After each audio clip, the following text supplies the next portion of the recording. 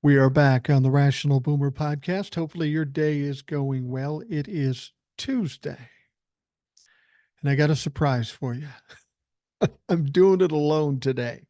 I've had a long run of guests, and I love having the guests, but sometimes it's nice doing the show by yourself. You know, you're a guy who loves to hear himself talk and spewing out all this drivel. You have guests on and they constantly interrupt you with salient points, poignant comments, great information. When I'm trying to stuff this shit into a show and they're interrupting it with all this valuable stuff. Seriously though, I do like having the guest on. It's nice because each one of them are different in their own right and they offer valuable insights that certainly I can't offer. I can only kind of be a moderator here and I'm happy to do that. So thank you to all the guests. Keep them coming. We've got plenty of more guests coming up. You know, this week we're going to be talking to Old Soul, no doubt, Ed, and the rest are surprises. People come out of the woodwork. Well, I have a few kind of lined up. I just don't know what days they're coming. So we're getting plenty of guests to come on the show. If you're interested, by all means, email me at rationalboomer@gmail.com.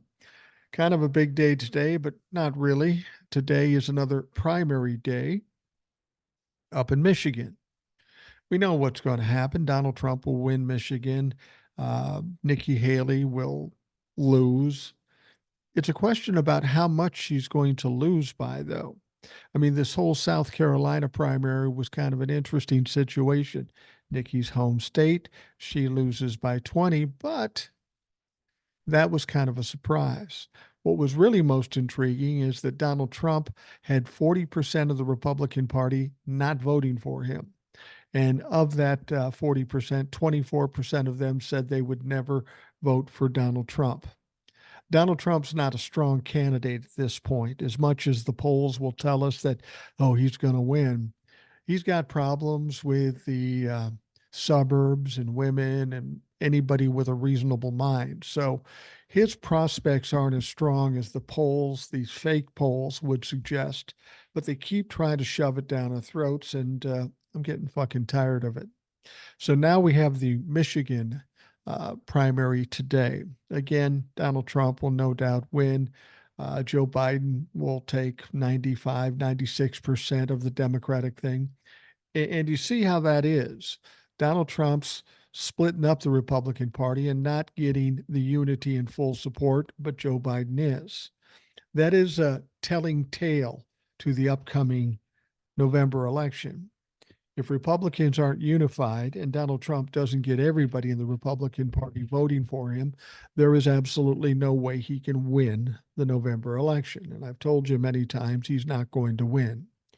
I hear people saying, I was even watching Rachel Maddow saying, you know, if this happens, this happens. I don't know how November is going to turn out.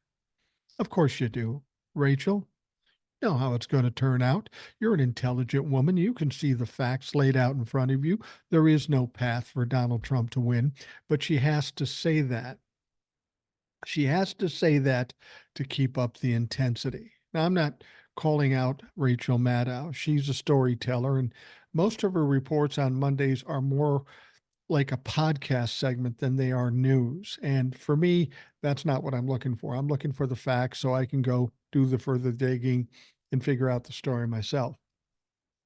But anyway, you know, I've talked a lot about the media and how I have disdain for the media, both the right and the left. I've suggested that the media is responsible for Donald Trump being elected president. And again, I mean the right and the left. The left had an opportunity to call him out for his lies in 2015 and 2016, and they chose rather to cultivate that shit show because it was good television and brought in ratings, which brought in money. So now I'm listening to Morning Joe yesterday, and they say, everybody believes these lies. How is that possible? Dumb people, smart people, they all believe it. Well, if the media hadn't conditioned them for 7 years with all this bullshit, either creating an image of a messiah like the right side did, or by just giving him the legitimacy of constantly being on television and not pushing back on the lies he said. This is why we have a faction of people that buy the bullshit. There are people that maybe aren't that bright or more gullible or more easily manipulated, and those people buy the shit.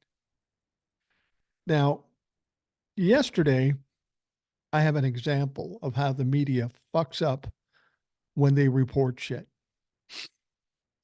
I was watching MSNBC, but this was probably on CNN too. They came out with a news story that said Donald Trump has appealed the verdict of 455 million in Letitia James' lawsuit. They actually said he officially appealed that case. And I thought that sounded weird because there's more to the story. He couldn't have officially appealed that case. So I did a little digging and I found out what really happened. What really happened was he filed a notice of appeal, meaning he's saying, "Yeah, I'm going to appeal this. Be ready, be ready. I'm going to appeal." I mean, that's what Donald Trump always does. He claims he's going to do something, then he never does it. But the fact of the matter is, it's not an official appeal. In spite of what the media said, they continued to say it's an appeal. Oh my God, what's going to happen? But there's a criteria, there's a procedure, there are requirements to file this appeal. And we've talked about it before. That requirement is he's got to post the bond, the full amount, whether it be a bond or out of his own pocket. That's got to be posted. So what happened today was yesterday was a notice of appeal and not an appeal. Yet the media is telling everybody, official, he filed an appeal. No, he didn't. He didn't until he covers all the requirements. And the big requirement is come up with $500 million and put it in an account so you can make the appeal. Now, just because Donald Trump says, I'm going to appeal this, doesn't suggest that he's got something in his pocket to get that money. This is just Donald Trump trying to be the bully and give the image, oh, yeah, this is no problem. I'm going to do this. But how many times has Donald Trump said something and then not come through? I don't think this is any sign of anything. He's just trying to get some traction between now and the 30-day point, which is about 3 weeks out, which is his deadline to get that money in. He's trying to create the image that he's got plenty of money, no problems, don't worry. And then he figures he'll take the 3 weeks and try to figure it out. Well, if he doesn't have the cash, he's got a problem. If he thinks he's going to get a bond or any credit or a loan from somebody, why would anybody do that? He's got nothing to offer. It's just like the people that say, oh, Russia or Saudi Arabia will give him the money. No, they won't. He was valuable when he had some power, he had some prestige when he was president of the United States. But remember, he's not the president of the United States anymore. He doesn't have a lot of money anymore. He doesn't have a lot of power and prestige. Fact of the matter, he's quickly becoming a pariah.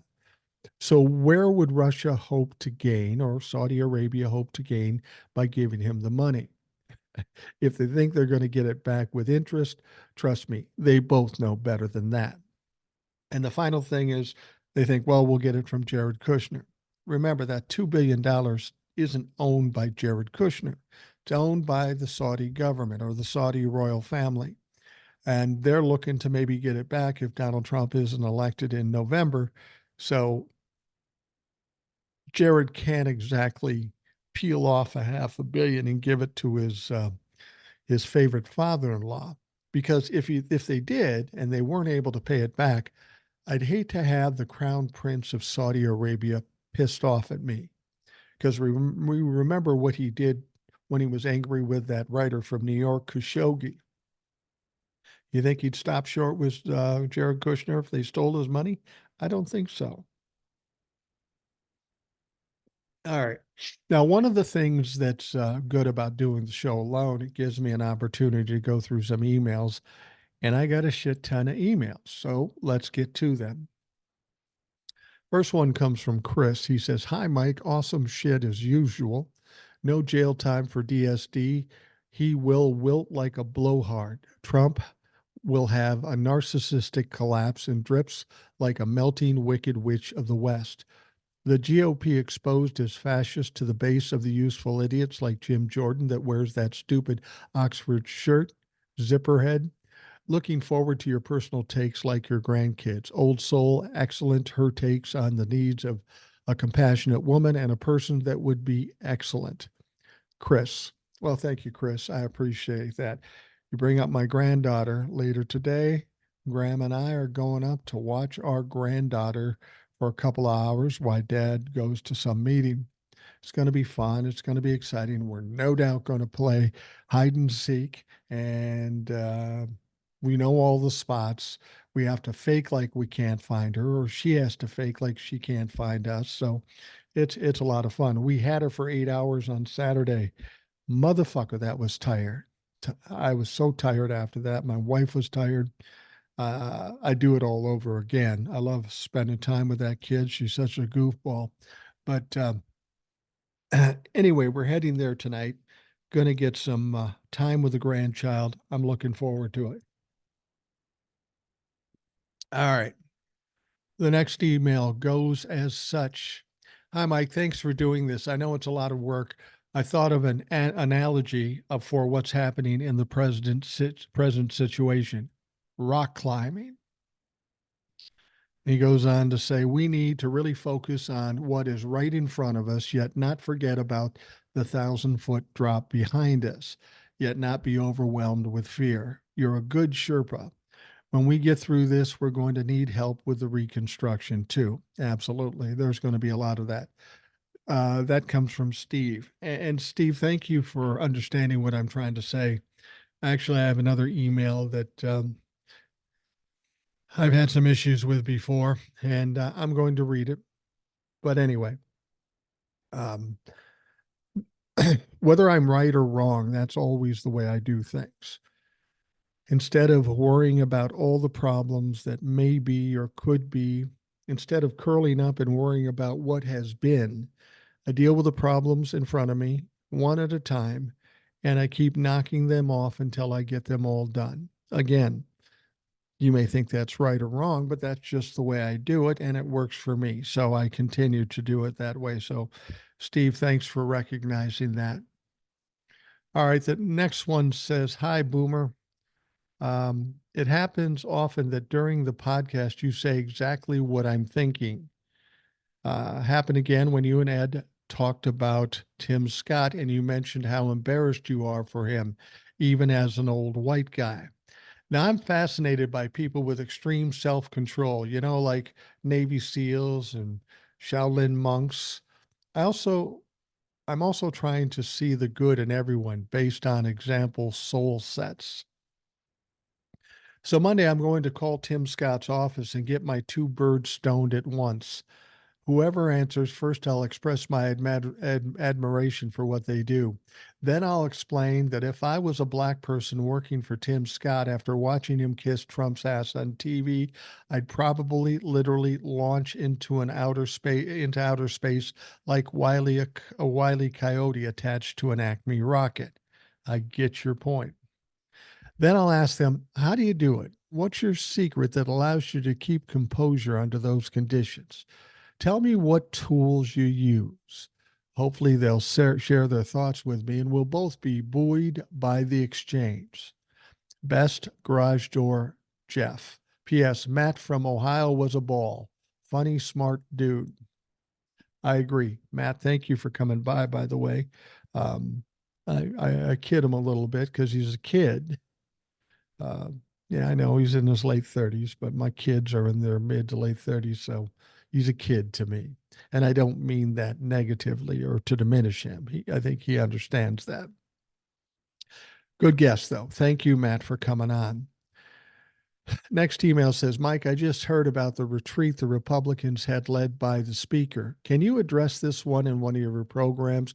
Heard that he led off with a prayer that lasted a long time, and a number of attendees were very upset. They thought that retreat was to come talk about strategy. They didn't like the prayer meeting outcome.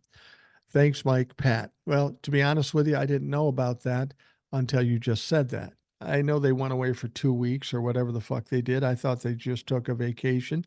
Not surprising that if there was some kind of retreat, that Mike Johnson would start out with some convoluted, ridiculous prayer. And I'm not saying that to suggest that prayer is ridiculous, because I pray my share too. But some of the things they talk about and some of the things they claim can only be described as fucking ridiculous. So the idea that they had this prayer meeting and got nothing accomplished, that's not surprising. They haven't done anything since they took control of the House of Representatives. I think Mike Johnson is under the impression that God is going to come down and fix everything for him and he doesn't have to do anything. That's not my understanding of God. God gives you the right for free will, gives you a brain, and gives you the opportunity to do for yourself. Mike Johnson clearly isn't at that point in his evolution, and he's an absolute failure as a Speaker of the House. All right, the next one goes, "Hey, Boomer. Yes, we must be patient with the Supremes handing down a decision on immunity. Yeah, you have to be patient, but I'm getting impatient. Based on a reply I read on Facebook to your video on the subject this morning, a response was interesting and frightening. The question is, has the conservative majority gone to the anti-democracy side and will side with Trump on immunity? Do they not care about the law anymore?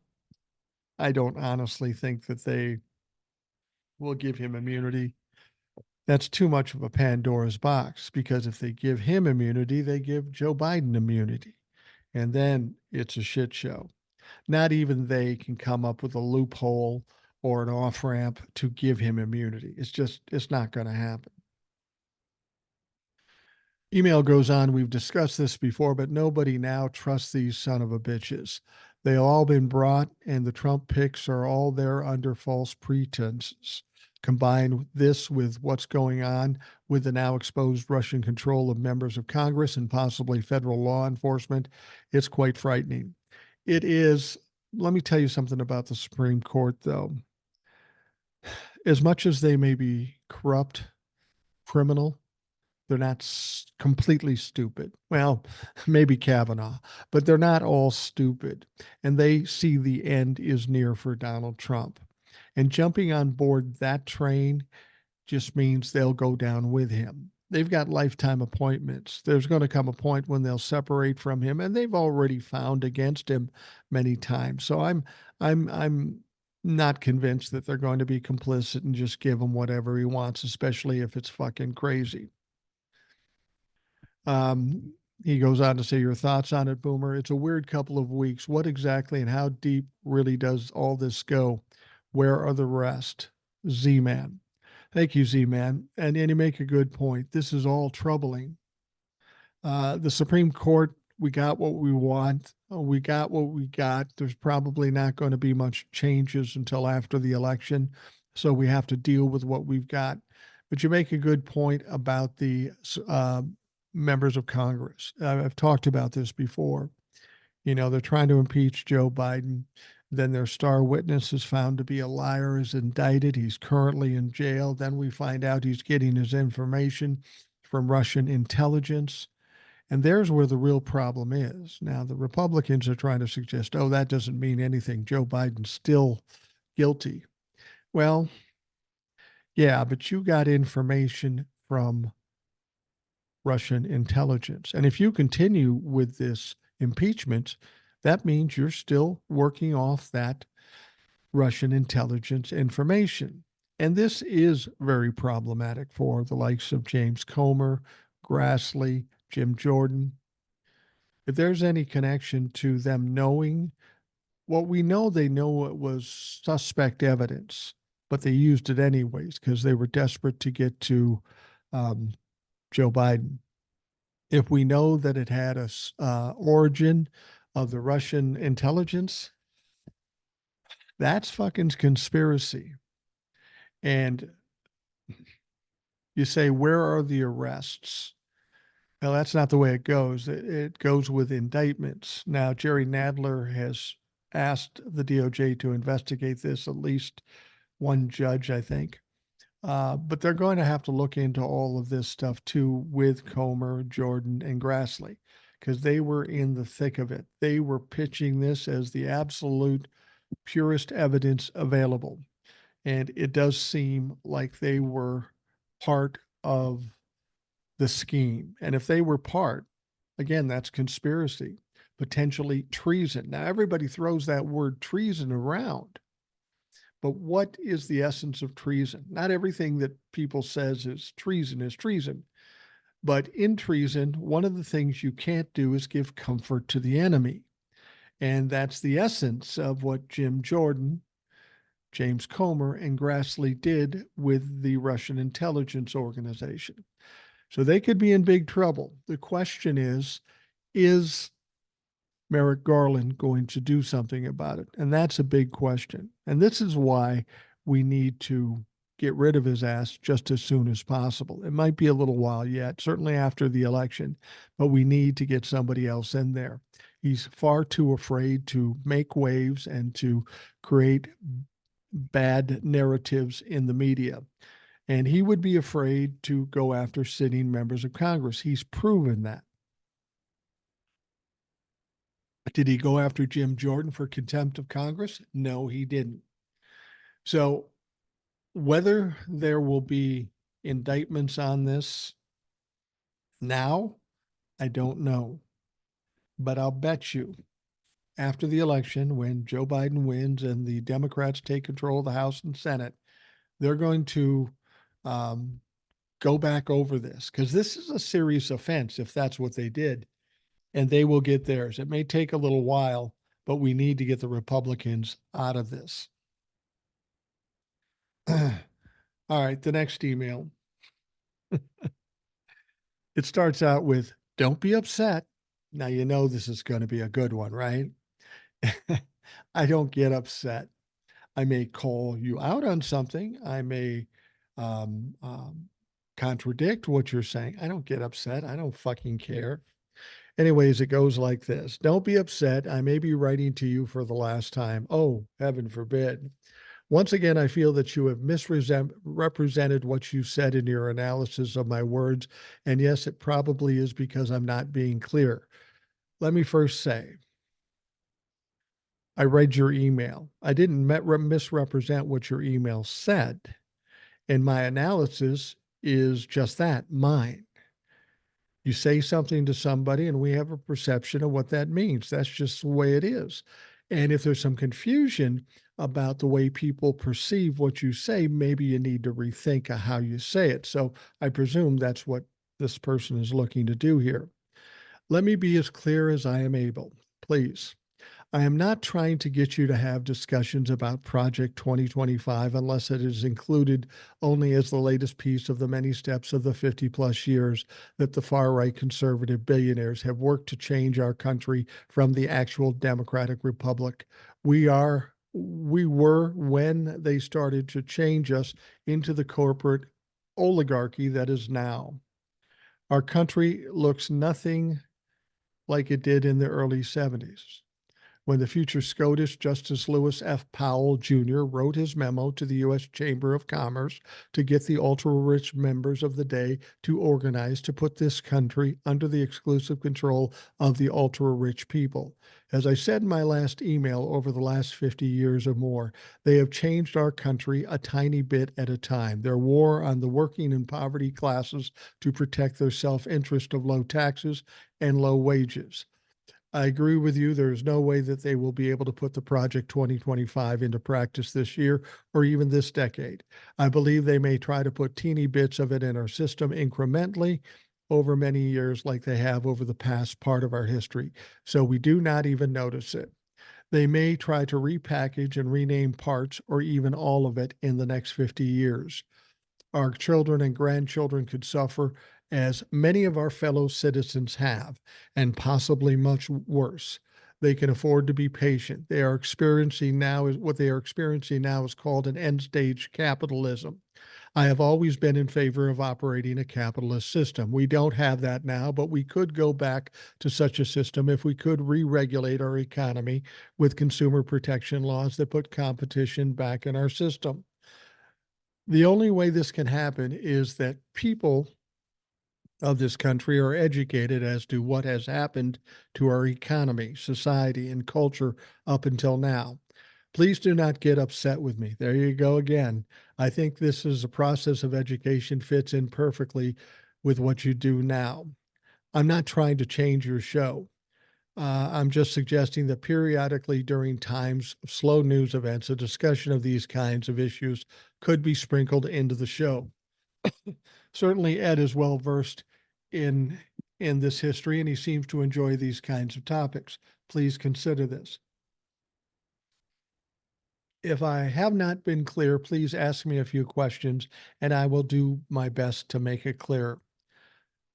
I do think the show is. Wait a minute here. This is a good one. Oh, I missed a word.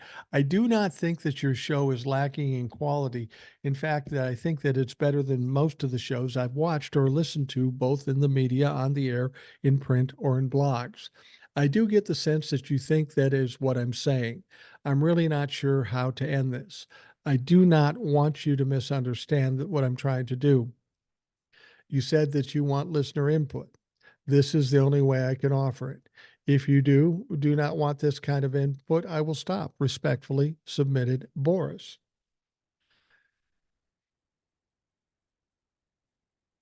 Tell you what I'm going to do. I'm not even going to respond to it. I won't give my analysis for fear of misunderstanding what you said. You said what you said there. You made some good points. You made some assumptions about what I was thinking, but I'm not going to make a comment about that. But point taken, I'll consider it. But you have to understand, I spend a lot of time trying to figure out what I'm going to talk about, and I do take input from a lot of people. If you come at me and you say, okay, I think you should do this and you should do this, and if I say no, and then you try to reiterate it and try to get me to do it. If you're trying to get me to agree with something I don't agree with, it's not going to happen. You can ask my wife, my bosses, my family. I'm not that guy that gives in. Um, as I say, you make some good points. But as I've stated before, this show is not like your typical podcast in that I get into long discussions about theory or anything like that. I mean, we do that to a certain extent, but it's all in the context of what's going on now, what's in the news, and what does it really mean. I don't want to have one of those shows where we just sit back and pontificate about what if or what could be. I want to know what's going on. Want to know what's really happening, and I want to explore the possibilities of what we have to do about it. Okay. That's what the show is about.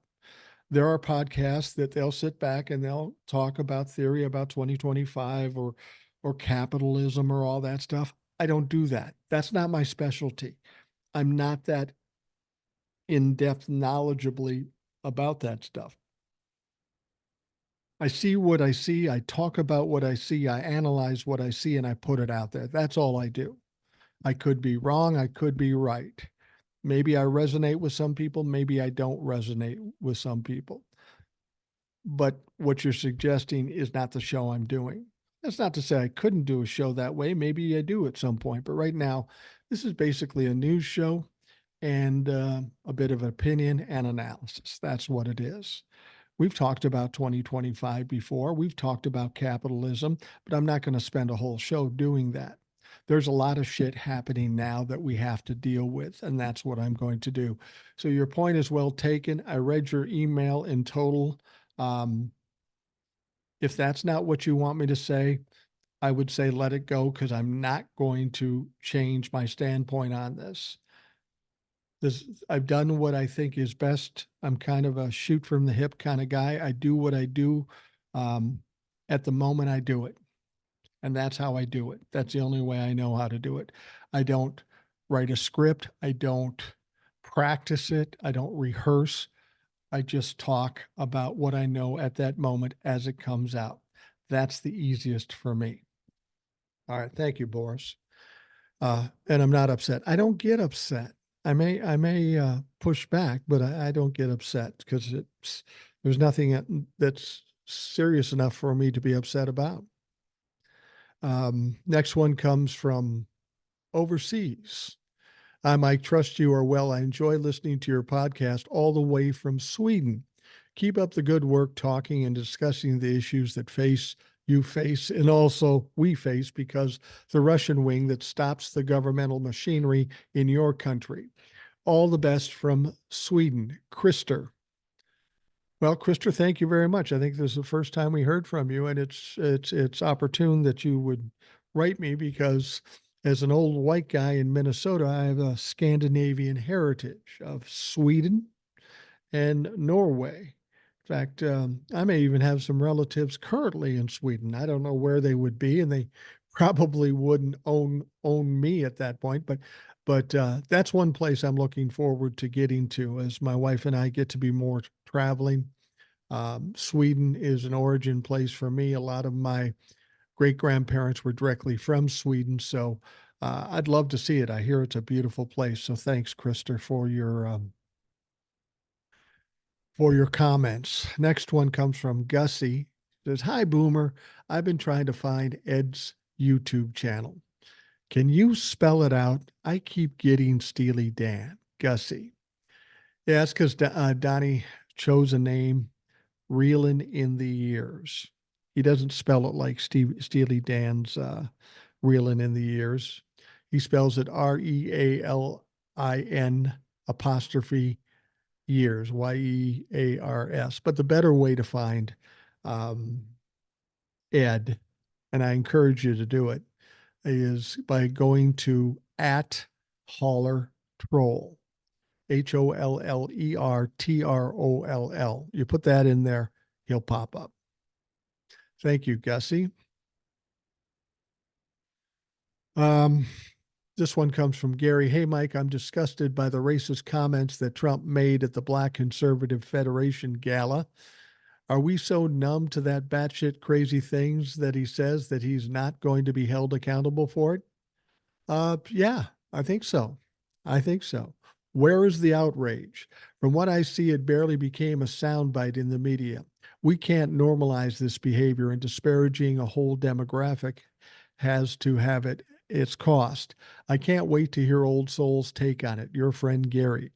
Yeah, I'm looking forward to that one. Old Soul's going to have some insight, and anything bad I could say would pale in comparison. No. That's probably not the right phraseology in this particular situation.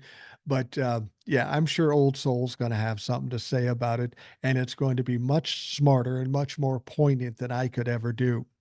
Uh, but I think we have normalized this shit. We've been doing it for 7 years. Every time Donald Trump does something crazy, we get all upset about it until he does another thing that's even worse.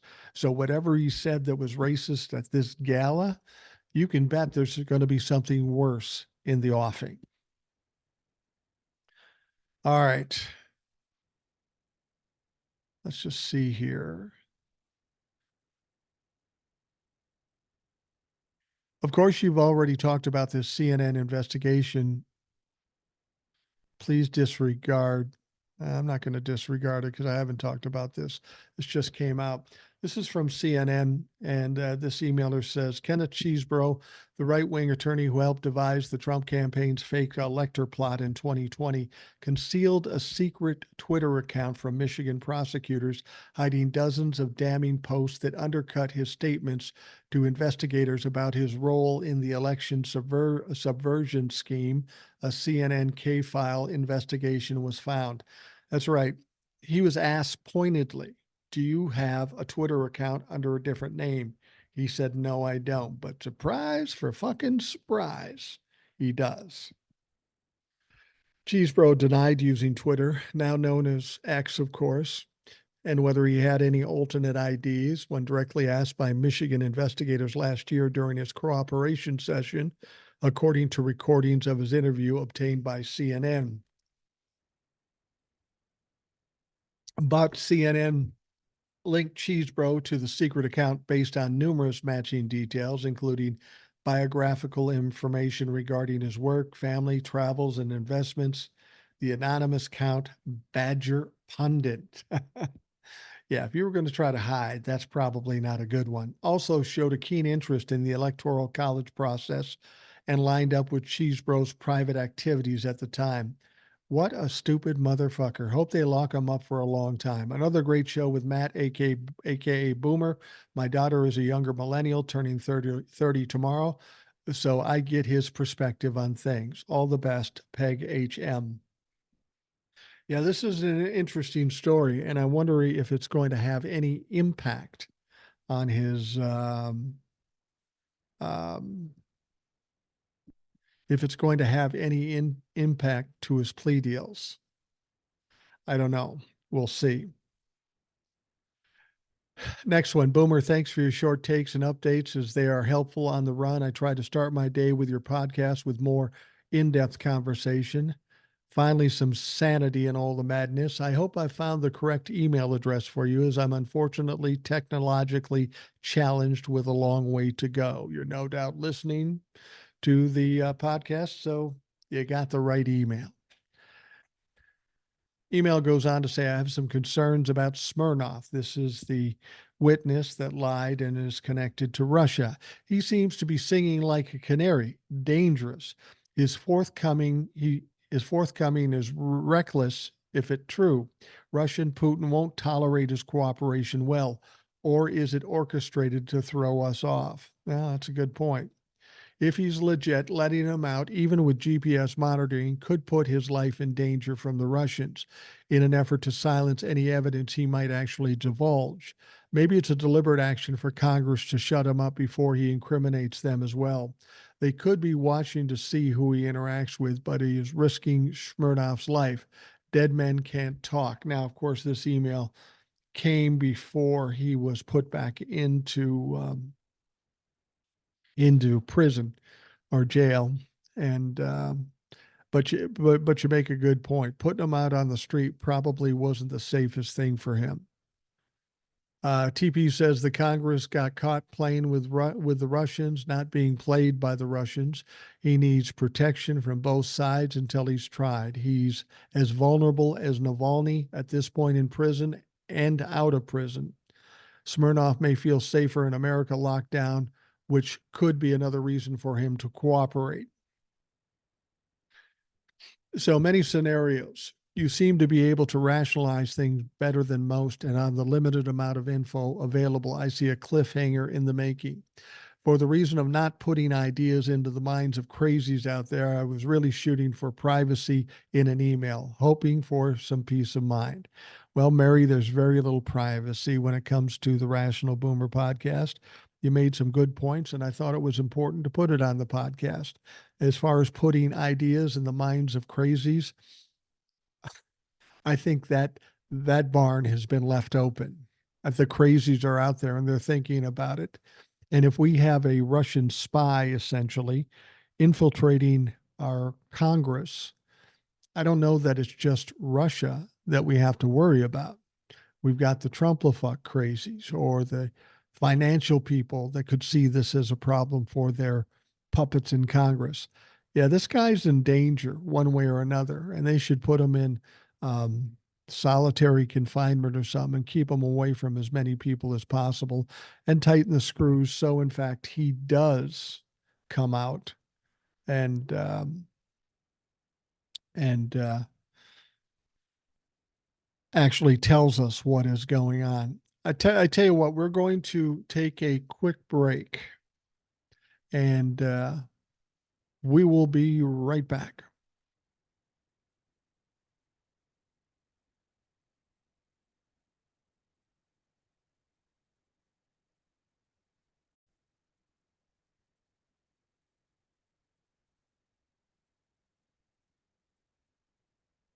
I told you we have a bunch of emails, and I've got two more to read before we get on to other things. The next email goes like this. Oh my God, I'm so mad right now, and I'm glad that I don't live in Oklahoma. I'm sorry, but if that were my child, people would be done with. Them bitches need to be punished. Everyone who did nothing needs to lose jobs. And they're talking about the conversation I had with Maddie regarding Nex, that transgender child, 16, that was essentially beaten to death. Yeah, that is a tragic story, and I understand your outrage about it. Email goes on to say, bring back kids going to juvenile detention centers. Don't let these bitches get away with this.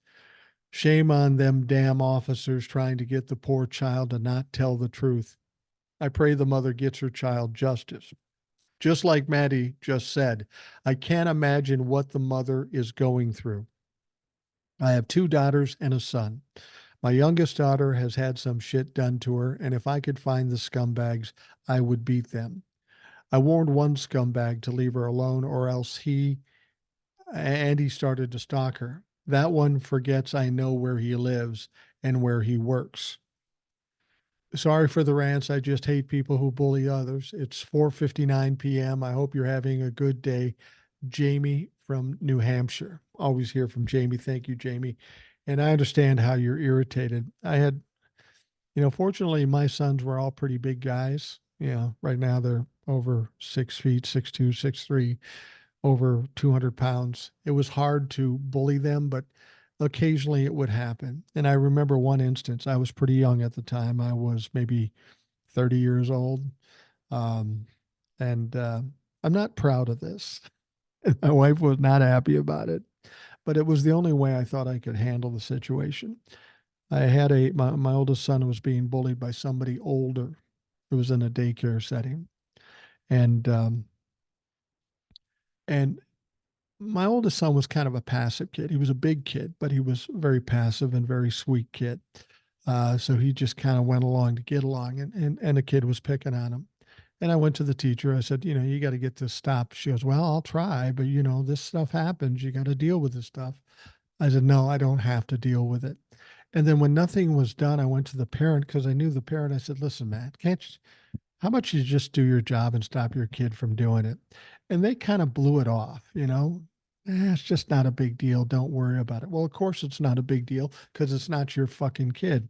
Now I'm getting angry about it. Like I say, I'm about 29, 30 years old. I'm in a different mental state than I am now. I had a lot more testosterone than I had intelligence. So I was frustrated that this guy wasn't going to do anything. And I just said to him, I said, listen, here's what's going to happen. If your son doesn't stop picking on my son, I'm going to kick your ass.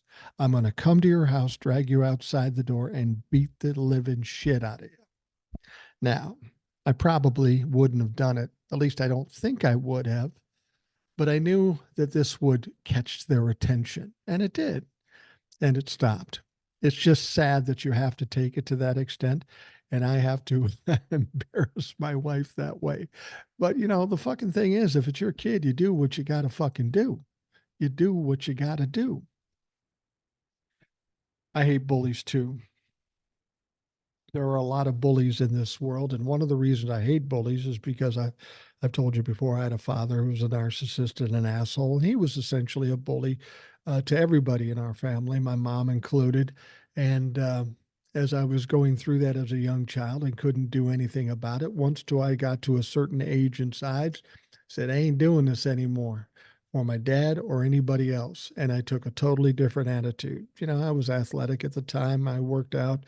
So I wouldn't say I was the toughest guy around, but I was tough enough to make people stop and think. And so I always pushed back against bullies. I didn't have bullies at that point in my life, but I saw other bullies pick on other people, and I couldn't help myself. I had to step in and say, knock this shit off. I also see, racism and prejudice as the ultimate in bullying. That's why I have such a strong feeling about it.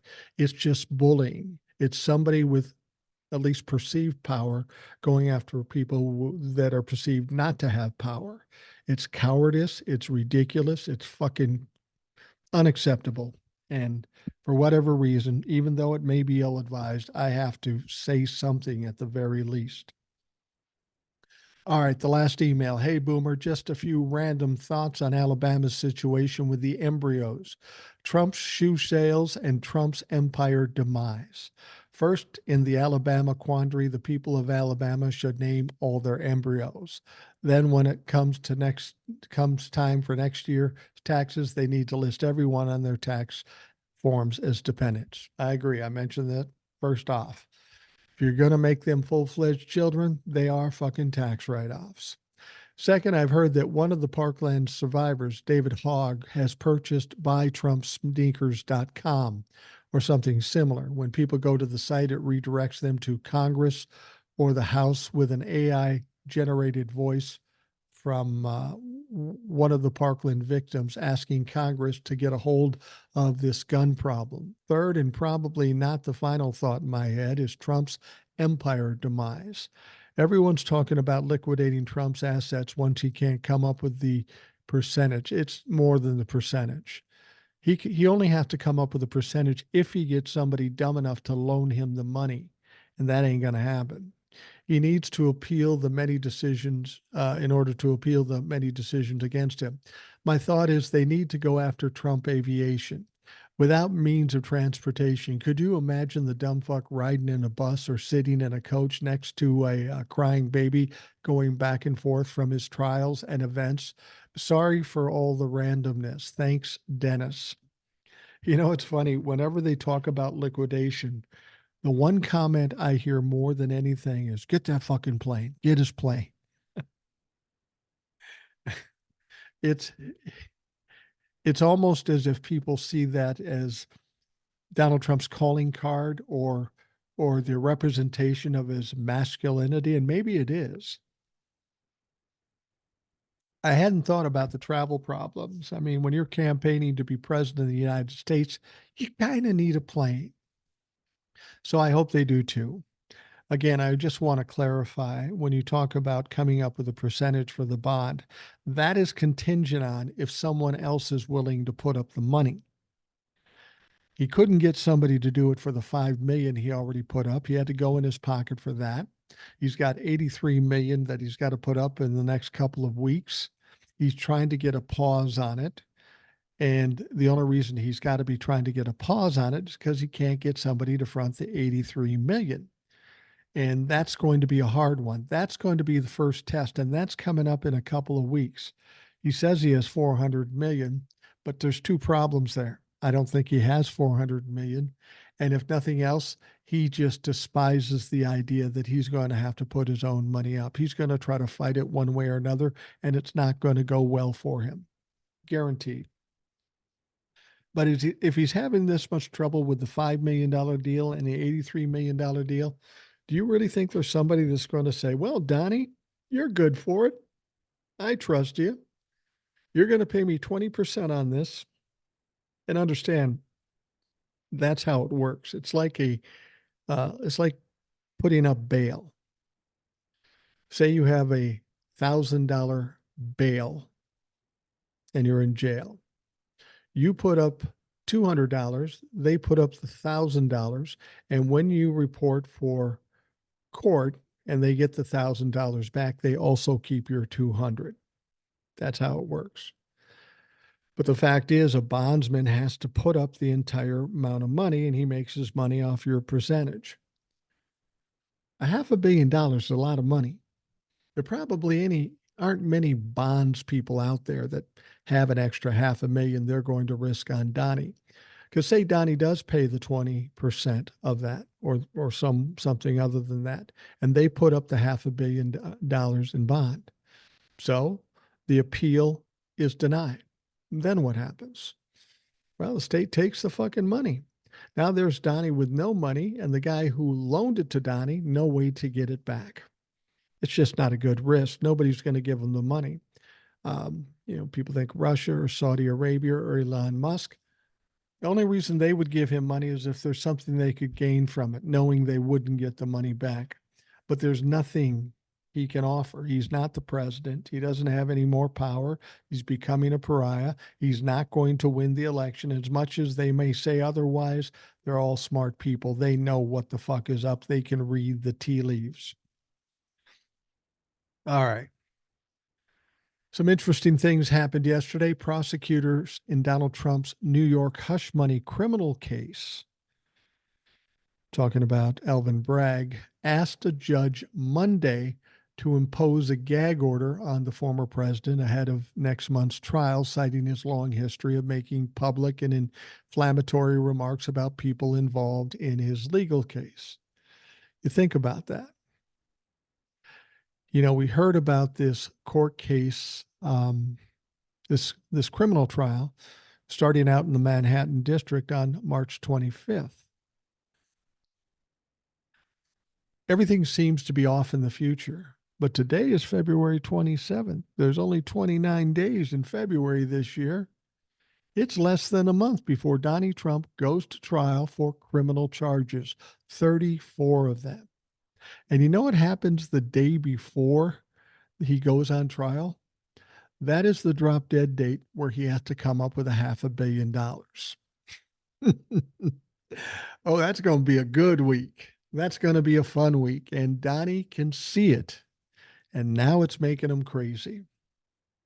Anyway, the Manhattan District Attorney's Office asked for what they called a narrowly tailored gag order that would bar Trump from making or directing others to make public statements about potential witnesses and jurors, as well as statements meant to interfere or harass the court staff, prosecution team, or their families. Now, the request excludes comments about the district attorney, Alvin Bragg, and Alvin's a big boy. He can handle it. Jury selection in the case is scheduled to begin March 25th. The judge, Juan Marchand, didn't immediately rule. Messages seeking comment were left with Trump's lawyers. Now, what you have to understand is District Attorney Bragg has already stated that there's been plenty of physical and death threats to him and other people on his staff.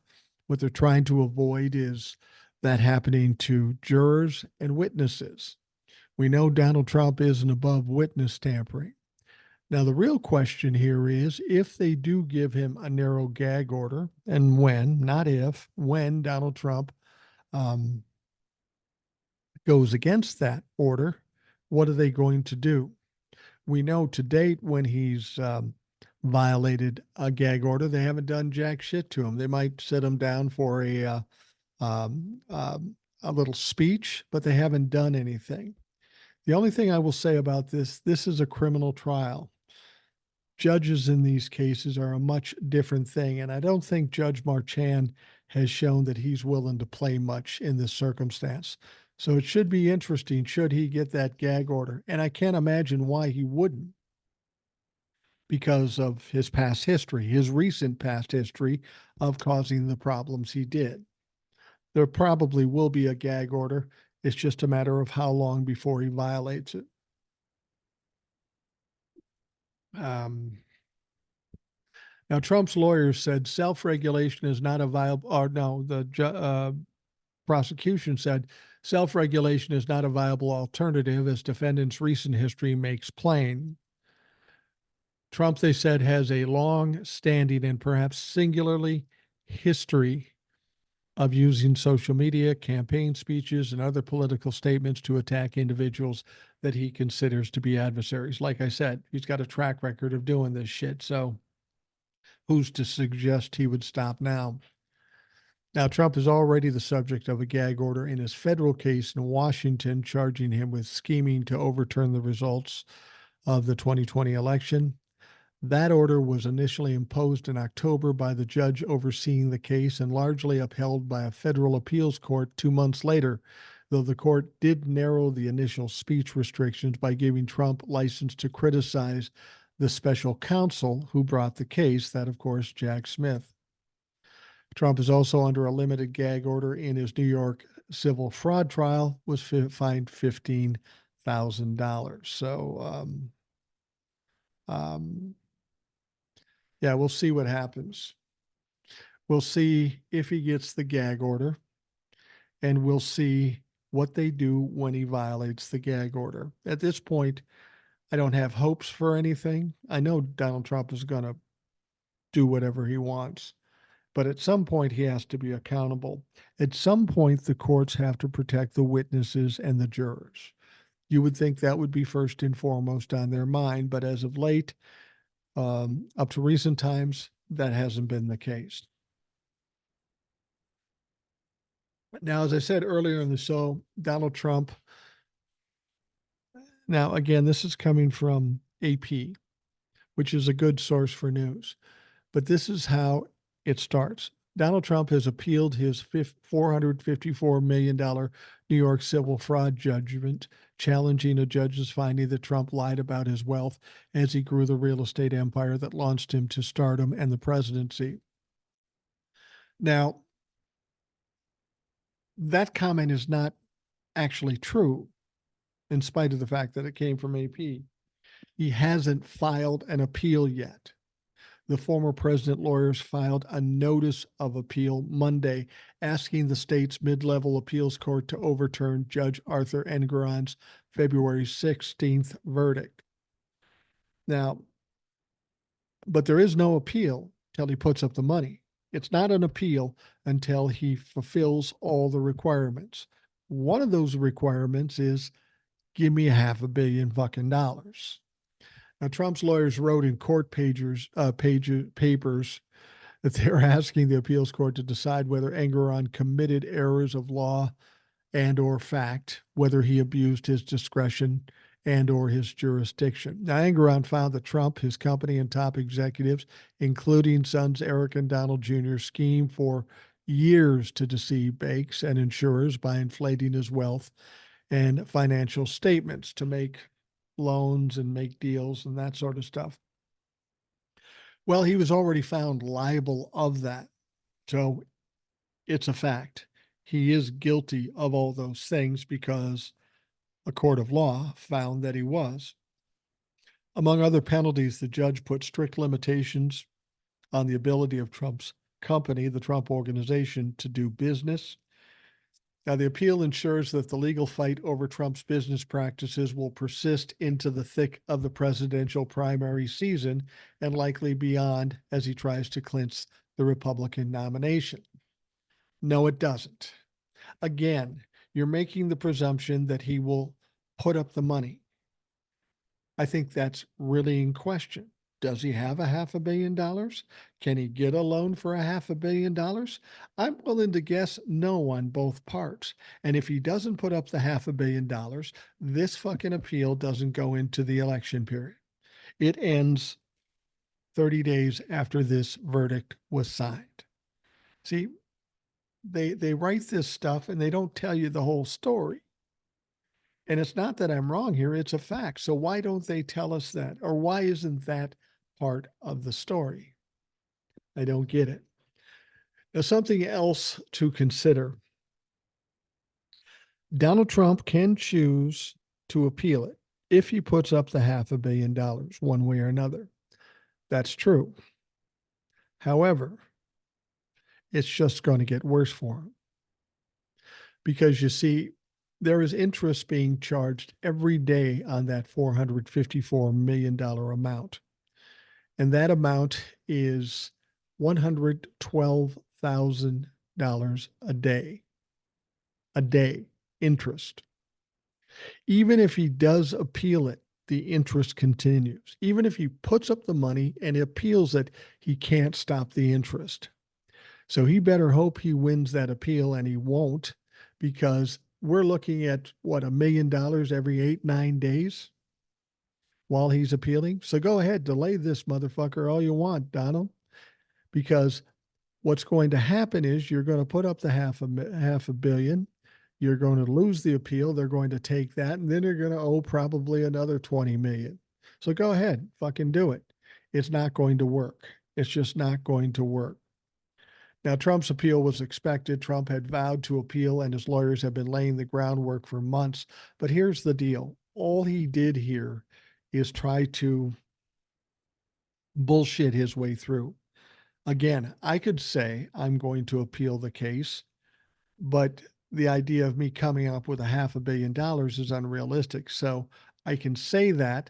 I can ride that for about 3 weeks up until the time that I'm required to make the payment, and then at the last moment go, well, I guess I don't have the money, start liquidating. And that's the game Donald Trump is playing. He always wants to appear strong. So he's saying, yep, I'm appealing. So everybody thinks, oh, he's strong. He's got this. Donald Trump does not have this. He doesn't have a $500 million. Even if what he said um, uh, sometime back that he has $400 million in cash, he's still, when it comes down to it, $200 million short. So that $200 million is going to have to come from someplace, and that's talking about liquidation. He's not going to get a loan. That's a horrible loan for anybody to give. It's a Hail Mary pass for anybody given that loan. And I'm sorry, I don't know of anybody, including Elon Musk, who's willing to risk more than $500 million against something that isn't a good bet. And Donald Trump becoming president is not a fucking good bet. Now, if you're going to give him $500 million, you better be ready just to piss that money away. Now, that said, Elon Musk has shown us that he's willing to piss away a lot of money when he bought Twitter. So I won't say Elon Musk won't do it. He's not the sharpest fucking crayon in the box either. Everybody thought he was smart, but his behavior and his running of Twitter has proved otherwise, because Twitter's worth about half as much as what he paid for it. And that happened within weeks after he bought it. Now, Trump's lawyer, Chris Keiss, said that after the verdict, that the former president was confident the appeals court will ultimately correct the innumerable and catastrophic errors made by a trial court untethered to the law or to reality. This is what they always say.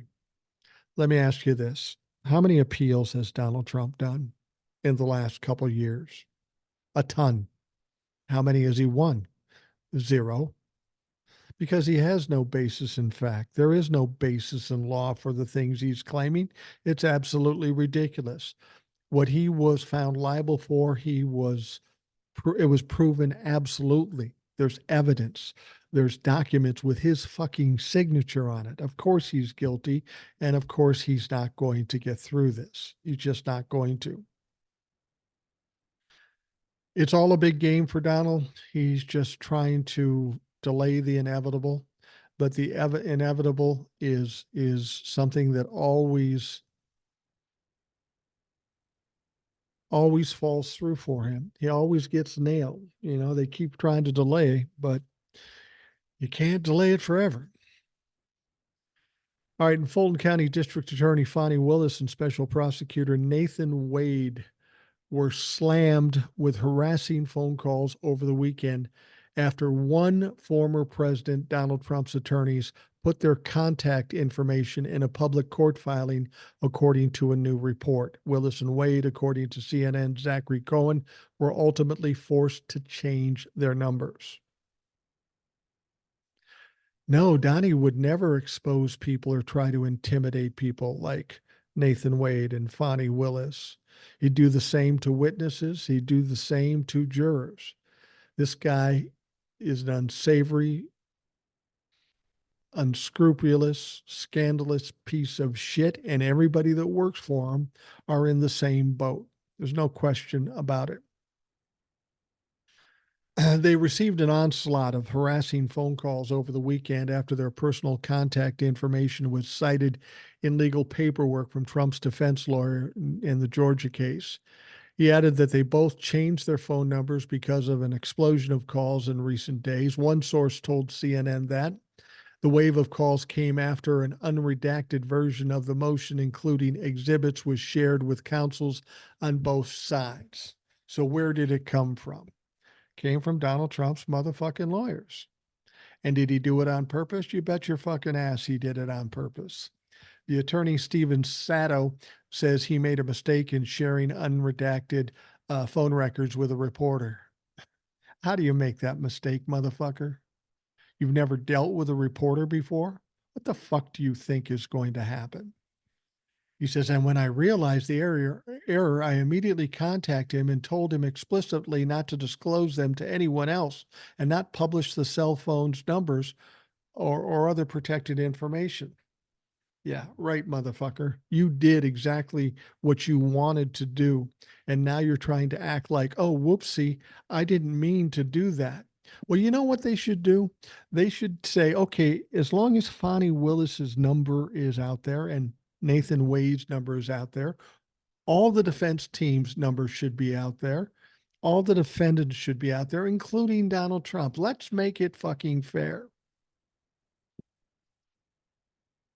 Willis, who is prosecuting the election racketeering case against Trump and over a dozen other people in Georgia, has currently, they've been sidelined with this ethics investigation into an admitted relationship with Wade. Now we've got closing arguments coming up, and then ultimately we should have some kind of decision. Fonnie Willis and Nathan Wade aren't going to be kicked off the case. This is just going to be another fucking circus that was caused to delay uh, to delay the situation, and it's just going to be all a waste of time. There is nothing, no evidence that shows that Fonnie Willis or Nathan Wade did anything untoward that would affect the case. And the fact of the matter is, Donald Trump's voice is on a recording committing the fucking crime. This is just all about trying to convolute the situation and try to waste time. And again, they're just putting off the inevitable at this point. Well, the other thing we've got going as we're getting close to wrapping this up is, let's see, you got 2 days that Congress needs to come up with either a continuing resolution, yeah, another one, or an actual spending bill or budget bill so they don't close down the government on March 1. And it doesn't look like it's going well, but that's how it was before the last continuing resolution, and the continuing resolution before that, and the continuing resolution before that. I'm still telling you, the Republicans aren't going to let the government shut down. They'll ultimately bend, and they'll throw in another thing to push the goalposts back and get absolutely nothing done, because that's what Republicans are best at. Conservative demands for controversial policy additions to spending bills are stalling efforts to fund the government by Friday, nudging the country closer to a partial government shutdown. You see, that's what the media and Congress wants to do. They want to scare everybody, make them nervous, leave them hanging by a thread as they talk about how tough this is and it's not so close. And then at the very last minute of the very last day, they'll come up with something to push the goalposts back again. They've done it 3 times now. I don't know why they think we don't believe what they're, or they do. We do believe what they're saying now.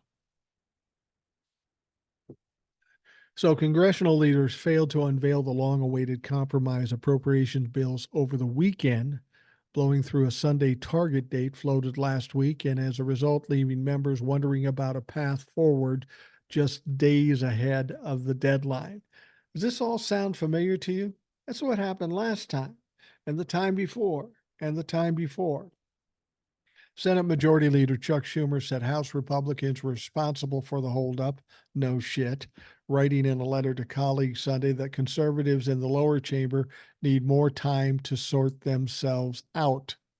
Speaker Mike Johnson, however, dismissed his counterproductive rhetoric, saying that the new requests from Democrats had delayed the process. Oh, yeah. Like the new request for the border bill? No, it's Republican bullshit. The blame game preview comes as hardliners are pressuring Johnson to use the appropriations process to extract policy concessions from Democrats. They keep doing this. Oh, we're going to put the pressure on them, and they're going to fold and give us what we want. It's never worked.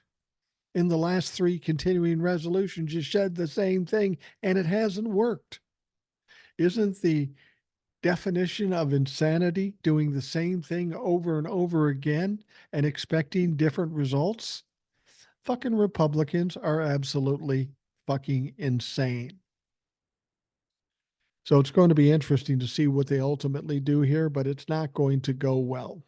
It's going to be a mess up until Thursday night. And then somehow, some way, they will come up with a way to not make a decision and give themselves more time. time which they will not use until the waning moments again.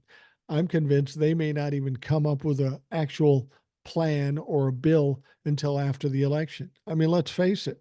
If they put it off again, now we're talking about May or June, depending on how long they make it. This is very frustrating, and I feel bad for the people that are really concerned about this, worried about getting a check or being out of work for a while. The people of this country do not deserve that, and the members of Congress that are putting them through that should be fucking ashamed of themselves and need to be replaced. Fortunately, that opportunity is coming up. And if they actually do shut down the government, we need to make note who was responsible and make sure they don't fucking come back. All right. We're going to wrap up the Rational Boomer podcast. I want to thank you for taking the time out of your day to listen. I hope you have a great day, and we'll talk to you again tomorrow.